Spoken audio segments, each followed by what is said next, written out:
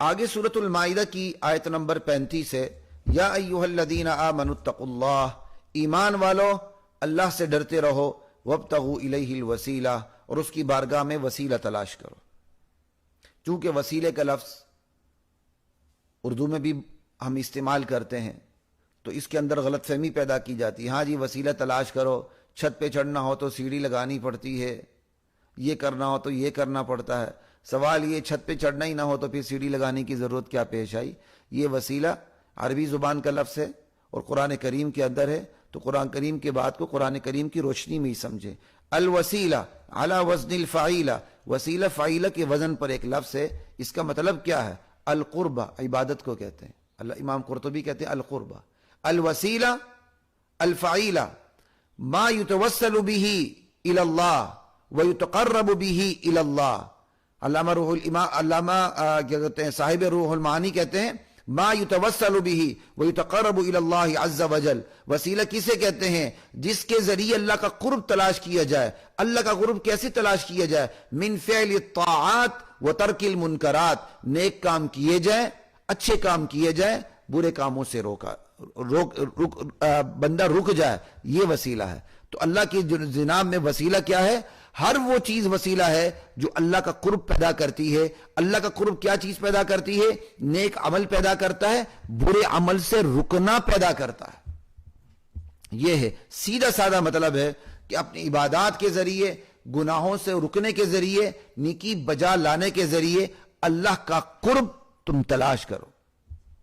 وجاہدوا فی سبیلہ لعلکم تفلحون۔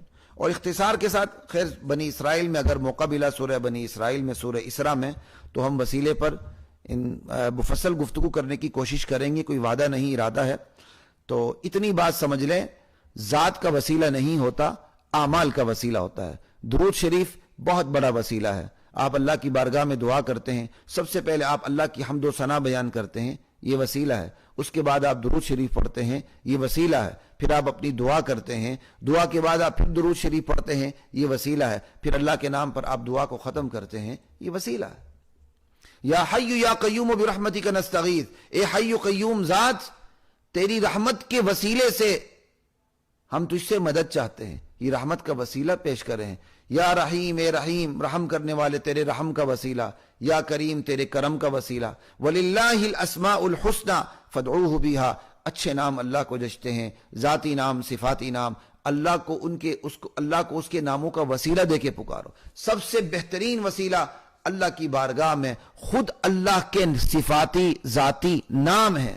یا اللہ تو اللہ ہے، تجھے تیری بارگاہ میں الوہیت کا واسطہ، تیرے کرم کا واسطہ، تیرے رحم کا واسطہ، تیرے عفو درگزر کا واسطہ۔ اللہم انک عفو تحب العفو فاعف عنی، اس دعا کے اندر اللہ کے سامنے اللہ کی جو معافی کی صفت ہے، درگزر کا جو اللہ کا رویہ ہے، اس کا واسطہ دے کر ہم اللہ سے کیا کہتے ہیں؟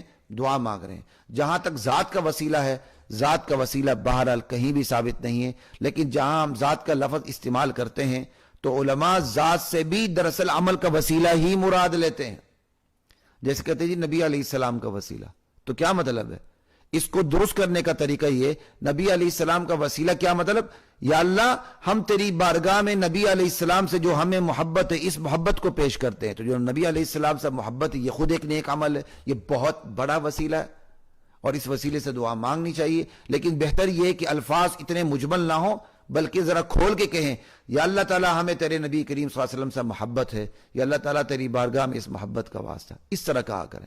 لیکن اگر تیرے یا اللہ نبی کا وسیلہ، تو یہ بڑا مبہم سے ہو جاتا ہے، اس کے اندر ذات کے وسیلے کا ابہام پیدا ہوتا ہے۔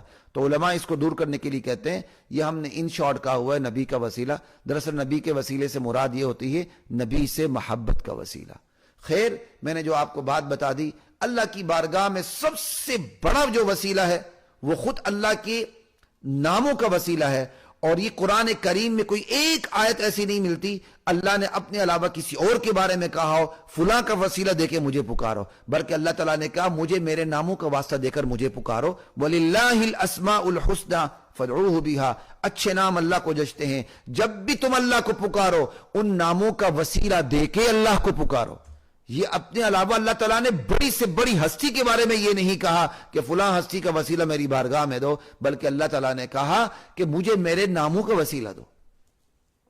اور پھر سب سے بہترین جو دعائیں ہیں اور سب سے جو بڑھیا اور برتر دعا ہیں، وہ متفق علیہ اتفاقی بات ہے، وہ قرآن کریم کی دعائیں ہیں.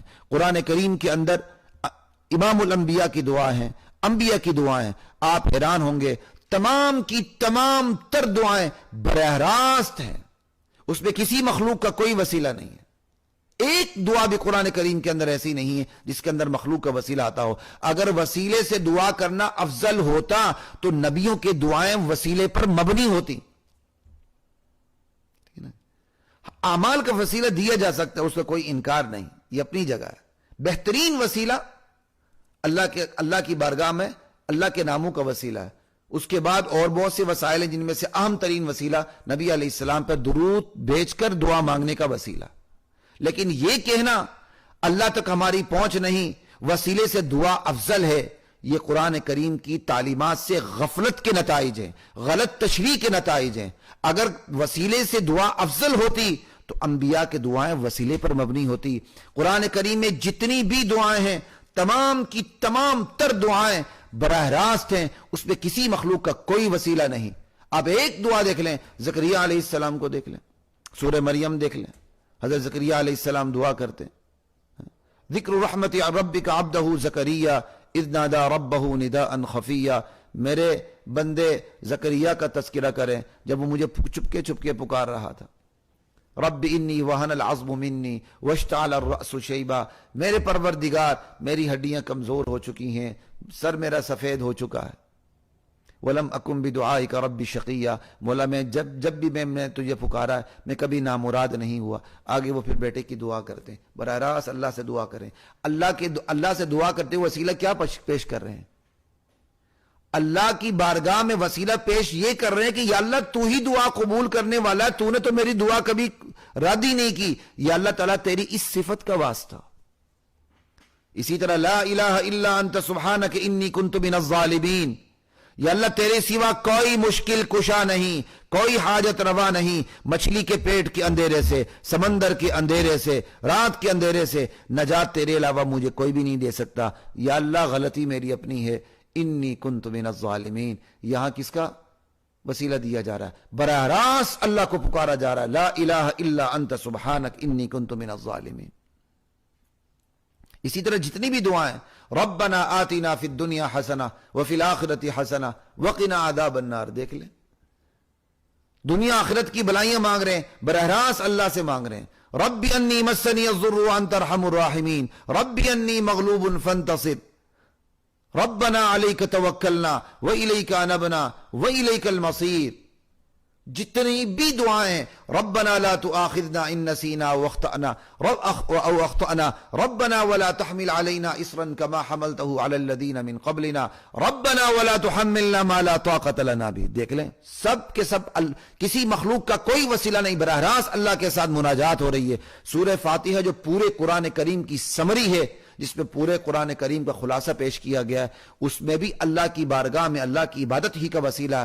ایاک نعبد و ایاک نستعین. اے اللہ ہم تجھی سے تیری ہی عبادت کرتے ہیں، تجھی سے مانگتے ہیں.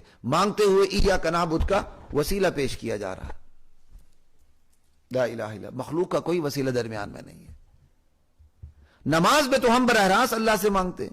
ساتھی سوال کرتے ہیں جی ہم وسیلے سے دعا مانگیں بغیر وسیلے کے دعا کریں.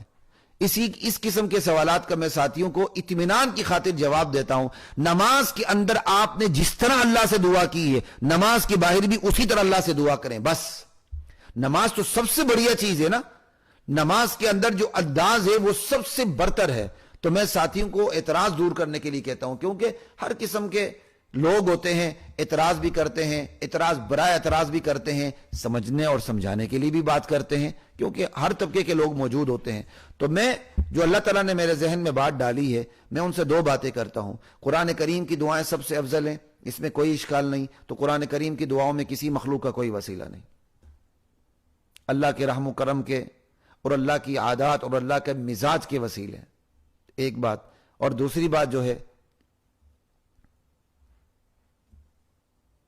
کہ آپ نماز کے اندر جس طرح اللہ کو پکارتے ہیں باہر بھی اللہ کو اسی طرح پکارے. اگر آپ نماز میں اللہ کے علاوہ کسی مخلوق کا وسیلہ دیتے ہیں تو نماز کی باہر بھی اسی طرح مانگے.